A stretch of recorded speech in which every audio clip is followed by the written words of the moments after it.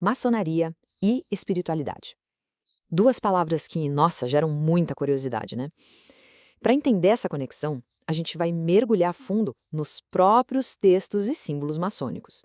Então a grande questão é, como é que uma das sociedades, digamos, mais misteriosas do mundo, lida com uma das perguntas mais fundamentais da vida, que é a espiritualidade?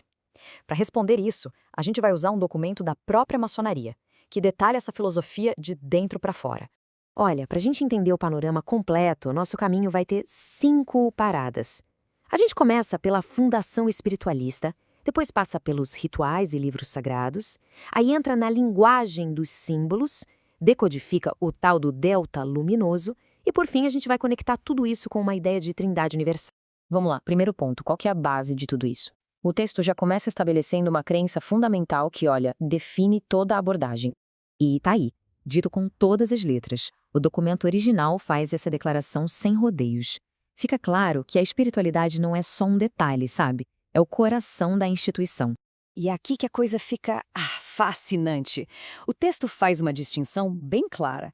De um lado, tem aquela visão mais comum de Deus como o Criador. Do outro, a perspectiva maçônica, que busca uma compreensão muito mais profunda, mística, esotérica e gnóstica.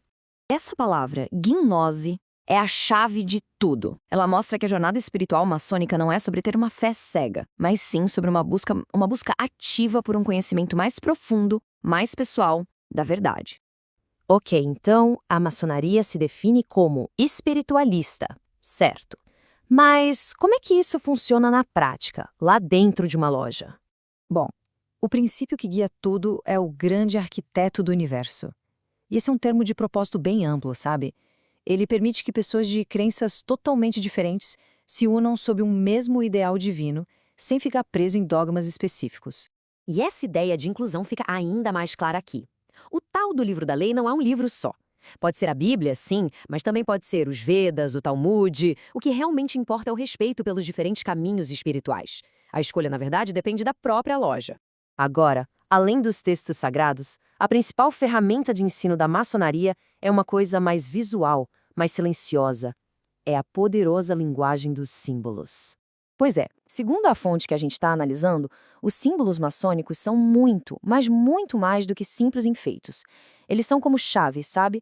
Veículos projetados para destravar e transmitir conceitos morais e espirituais bem profundos.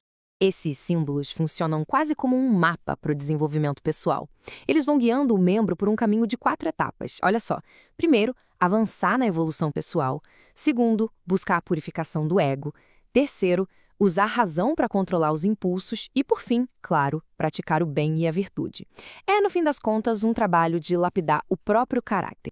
Mas olha, entre todos esses símbolos, tem um que é o principal, o mais importante de todos. É o delta luminoso, que muita gente conhece como o triângulo sagrado. Basicamente, esse triângulo é o símbolo principal do divino.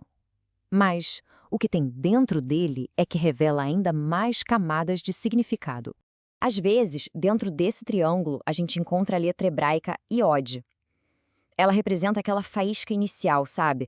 O ponto de partida de toda a criação. Aí, essa ideia pode evoluir para o nome de 4 letras, o tetragrama, que representa a totalidade do que é, do que foi e do que sempre será. E claro, tem a forma mais conhecida, o olho que tudo vê, um símbolo da onisciência divina. E o mais interessante é que esse não é um símbolo só da maçonaria. Ele aparece lá na história dos antigos persas e até em igrejas católicas, o que mostra como o alcance dele é universal. E essa universalidade não para no olho, não.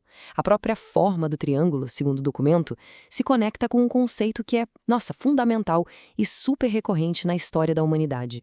É só dar uma olhada nessa tabela. Pensa bem. No hinduísmo, temos Brahma, Vishnu e Shiva.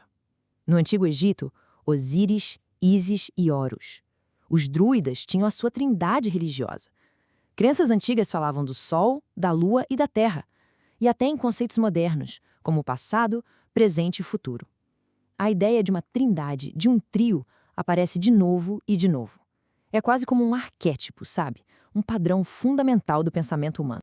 Então, o ponto crucial aqui é que esses símbolos, eles fazem parte de um processo contínuo de transformação e reinterpretação de ideias que são universais.